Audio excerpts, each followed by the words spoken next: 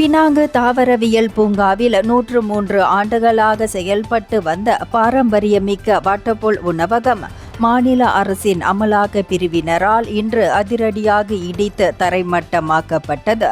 இந்த வெளியேற்ற நடவடிக்கையை தடுக்க சென்ற பேராசிரியர் ராமசாமி தலைமையிலான குழுவினர் அதிகாரிகளுடன் கடும் வாக்குவாதத்தில் ஈடுபட்டனர்.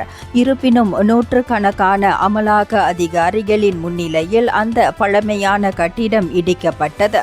இந்த சம்பவம் குறித்து பேராசிரியர் ராமசாமி தனது கடுமையான ஆட்சேபத்தை தெரிவித்துள்ளார்.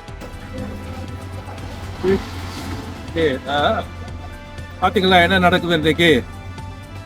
வந்து ஏப்ரல் 28ஆம் தேதி வந்து இங்கே அந்த கடையை எடுத்துகிட்டு வந்திருக்காங்க. அதாவது வாட்டர்ஃபால் கேஃபே.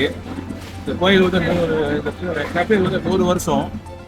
இது வந்து அவர் ஆனந்தோட தாத்தா அப்பா இவர் வந்து இதுக்காக உரிமையாளர் இருந்திருக்காரு. இன்னைக்கு வந்து என்ஃபோர்ஸ்மெண்ட் வந்து பாருங்க கடையை உடைக்கிறாங்க.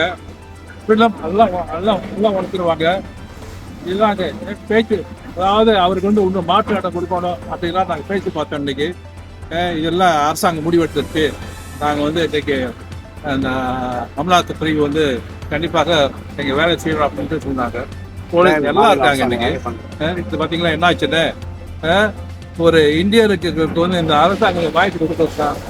என்ன மாதிரி அரசாங்கம், என்ன மாதிரி ஸ்டேட் கவர்மெண்ட் இருக்காங்க, என்ன மாதிரி அதிகாரிகள் இருக்காங்க. அது கண் முன்னாடியே இந்த மாதிரி ஒரு நாச வேலை செய்கிறாங்க. இது ஒரு அராஜகம். இது ஒரு பொறுப்பற்ற இதே அரசாங்கம் தான் இந்தியருக்கு இது செய்கிறாங்க. இப்போ கோயில் உனக்கெல்லாம் முடிஞ்சது. இது வந்து சிறு தொழில் வச்சிருக்காங்க. பெரிய உதாரணம் பற்றி கிடக்கு.